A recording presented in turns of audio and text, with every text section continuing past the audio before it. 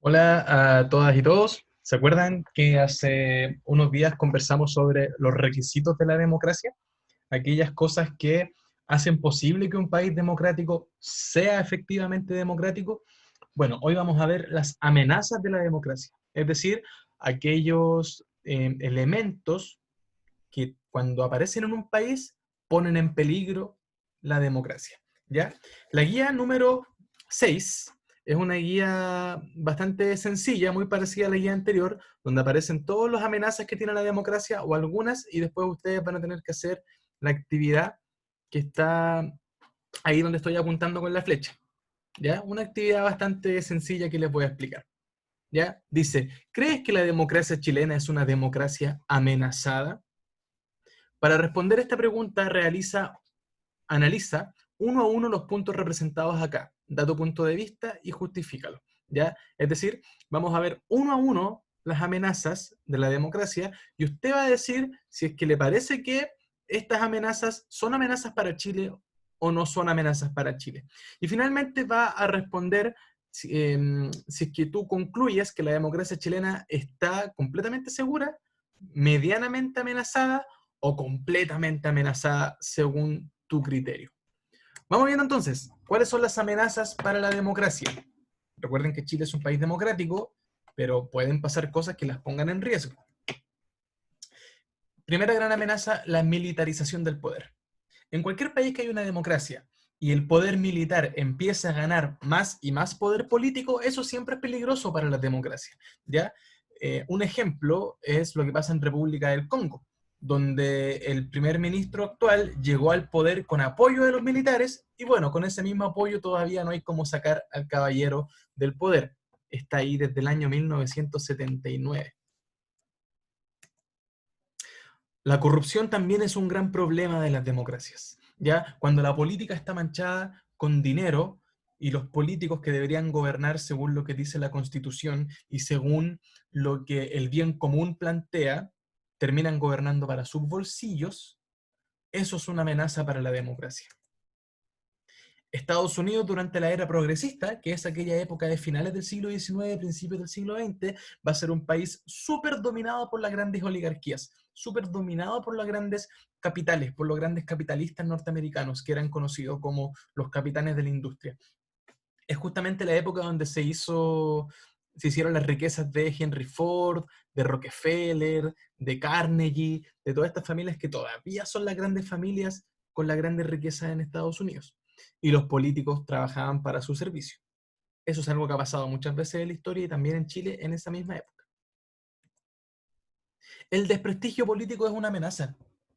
Cuando la gente, la ciudadanía, corta su confianza con los políticos, cuando la ciudadanía no confía en los políticos y no cree en ellos y cree que no sirven y creen que son todos iguales, eso también es una amenaza para la democracia.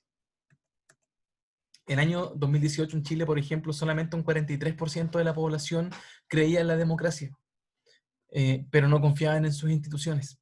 Entonces, cuando un pueblo no confía en la democracia, estamos en peligro. ¿Ya? Finalmente se termina dejando el destino de un país solamente en las manos de los pocos interesados y eso evidentemente reduce que el pueblo tenga participación. El populismo también es una amenaza para la democracia. ¿Qué es el populismo?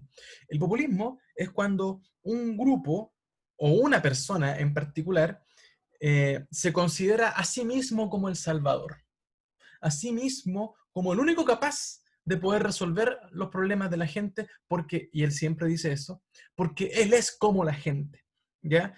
Generalmente los gobiernos populistas, los líderes populistas, pasan mucho a llevar cualquier institución, cualquier regla, y creen que todo recae en sí mismo, ¿ya?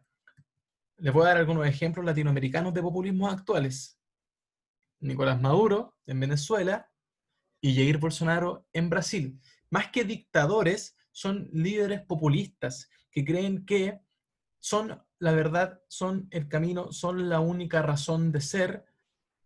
Casi hay que rendirles un culto a su persona y podemos ver el ejemplo de que Bolsonaro, por ejemplo, cree que es más fuerte que el coronavirus, por ejemplo. Entonces, eso ya está al borde de la demencia y de la locura. Y evidentemente no es sano para ningún país tener un líder así. El monopolio de la información también es una amenaza. Cuando en un país, cuando en un país los medios de comunicación están controlados por muy poquititos y toda la información es la misma y todos los noticiarios se coluden y todos los diarios dan la misma noticia, eso es peligroso. Porque las voces que opinan diferente no tienen pantalla, no tienen posición para poder expresarse. Y eso es muy peligroso para las democracias. ¿Ya?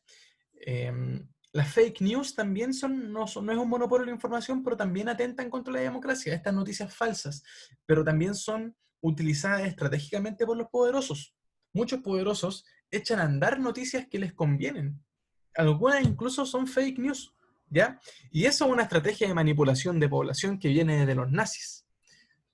Joseph Goebbels era el ministro de propaganda de Hitler y Joseph Goebbels era el segundo al mando. O sea, para Hitler, más que el ministro de Defensa, más que el ministro del Interior, más que el ministro de Economía, su ministro más importante era el ministro de Propaganda. Imagínense lo que puede hacer la manipulación de información. Así de importante es.